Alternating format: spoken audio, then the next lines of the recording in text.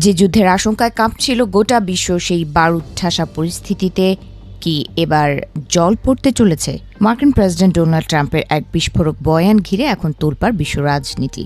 ট্রাম্পের দাবি ইরান যুদ্ধ শেষ, কিন্তু হোয়াইট হাউসের এই বার্তার নেপথ্যে আসল সমীকরণটা ঠিক কি? গত সপ্তাহান্তে পাকিস্তানের ইসলামাবাদে বসেছিল হাই ভোল্টেজ আলোচনার আসর, যেখানে মুখোমুখি হয়েছিলেন মার্কিন ও ইরানি প্রতিনিধিরা। সূত্রের খবর, দীর্ঘস্থায়ী তিক্ততা ঝেড়ে ফেলে দুই পক্ষই এবার একটা সমঝোতার পথে হাঁটতে চাইছে। আর এই আলোচনার পরই আশার আলো দেখছেন খোদ মার্কিন vice president JD Vance. President Trump কোনো ছোটখাটো জোড়াতালির চুক্তিতে বিশ্বাসী নন।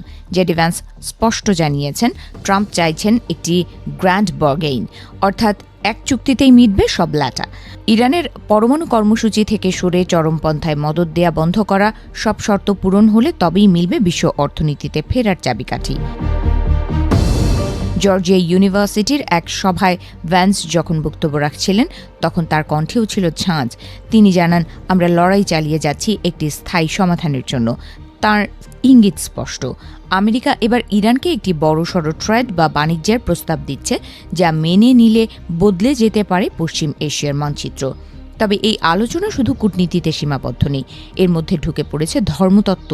পোপ লিও চতুর্দশের শান্তির বার্তা পাল্টায় ভ্যান্স দাবি করেছেন, সবসময় তলোয়ার ধরা বা বোমা ফেলা মানেই অধর্ম নয়। দ্বিতীয় বিশ্বযুদ্ধের উদাহরণ টেনে তিনি বলেন, নাৎসিদের হাত থেকে বিশ্বকে বাঁচাতে যুদ্ধের প্রয়োজন ছিল।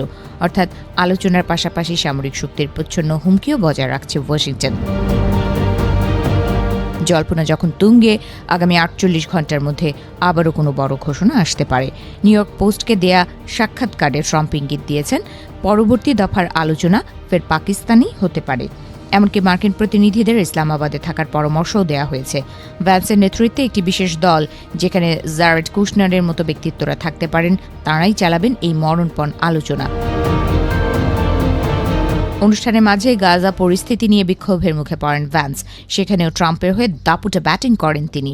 তার দাবি, বর্তমান প্রশাসন যখন ক্ষমতায় আসে তখন গাজা ছিল ধ্বংসস্তূপ, আর ট্রাম্পই নাকি সেখানে শান্তি ফেরানোর কারিগর।